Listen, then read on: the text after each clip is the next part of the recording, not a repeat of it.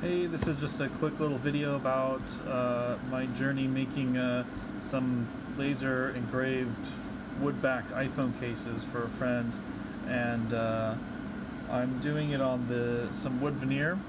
This is some Maple Burl Veneer, which I got on Amazon. It's about $26 plus $8 shipping for 3 square feet.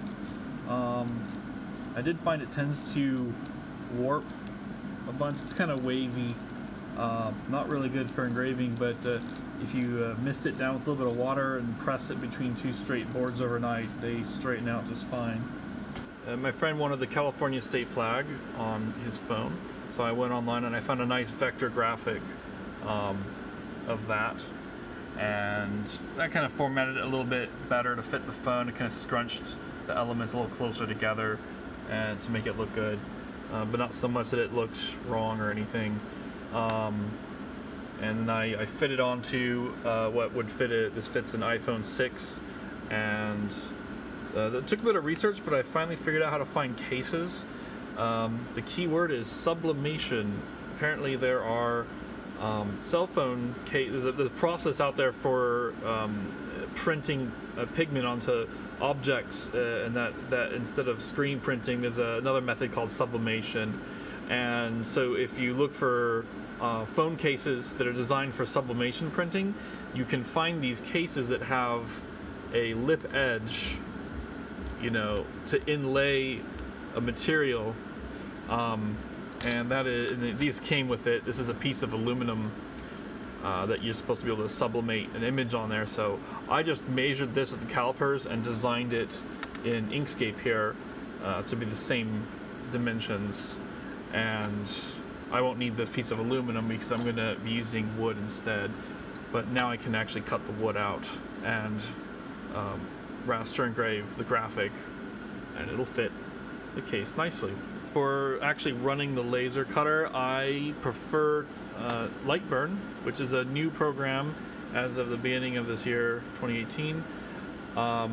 It's amazing. It's not free, but it's very inexpensive, and it's well worth the money. Worked with many different laser cutters out there, including my own, which just runs on a smoothie board, so it's a pretty generic machine. It works wonderfully. So I've just got it all lined up in here, and I've got all my settings and speeds set up already, and it's ready to go. So let's go over to the laser cutter and watch it go. As far as safety goes, always wear your safety glasses, except I can't, because these don't fit over my new glasses. I can't. They don't fit. I need to modify them again. I already modified them actually for my old glasses. It needs to be even thicker. When I make safety glasses that fit over glasses. And over here's the laser. It's 80 watts. Right now I've got a 38.1 millimeter focal length lens in there. I had a 50.8, which is good for general purpose cuts, but the laser dot's too big for this kind of fine work. So the 38.1 is much better at engraving, and I highly recommend getting the right lens for the right job. I found it made a huge difference. And I've got my wood taped down nice and flat, hopefully, and I've elevated the table up a bit with this kind of makeshift table for now, because with this focal length I don't have a nose cone for it. I got my air assist just kind of cable tied in to blow on the wood. The lens is just open. And this tube doesn't lower enough to actually focus on the honeycomb at this focal length, so I've just had to raise it up a bit. My bed is not adjustable. So that's the setup, and let's go ahead and close the door and get lasering.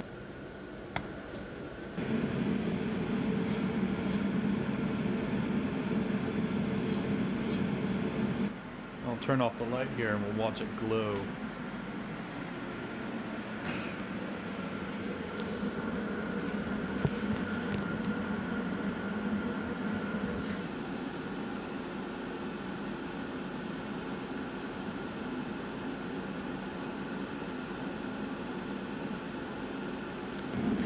So as this runs, I should explain that, you know, this takes a while.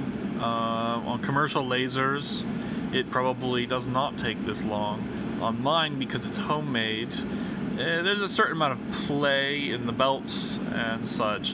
Normally it's not a big deal, but with really fine work here, I found that if I engrave bidirectionally, it doesn't produce quite as sharp of an image if I do it in just one direction. So I'm only lasering in one direction. Also, I found that going nice and slow also produces a better image.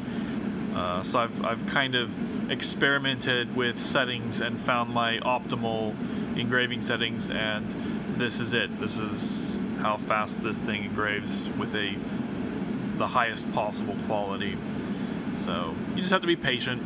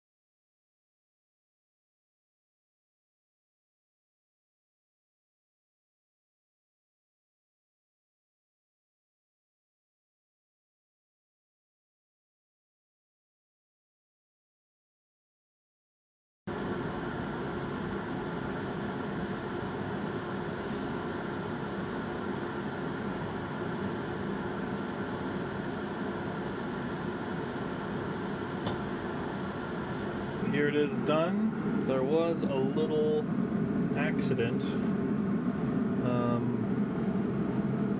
The water pressure must have fluctuated enough to trip the water sensor, and so the laser stopped briefly because it thought the water had stopped. So it's good that it protected itself, but it's bad that it happened in the middle of my job. That's actually the first time that's happened. Otherwise it looks pretty good, so I'll just have to run it again, and this will just be my test piece. The next step would be to spray this with a coating of clear poly, maybe a few coats to make it real nice, and then it should be nice and durable and it can stick to the back of the phone case.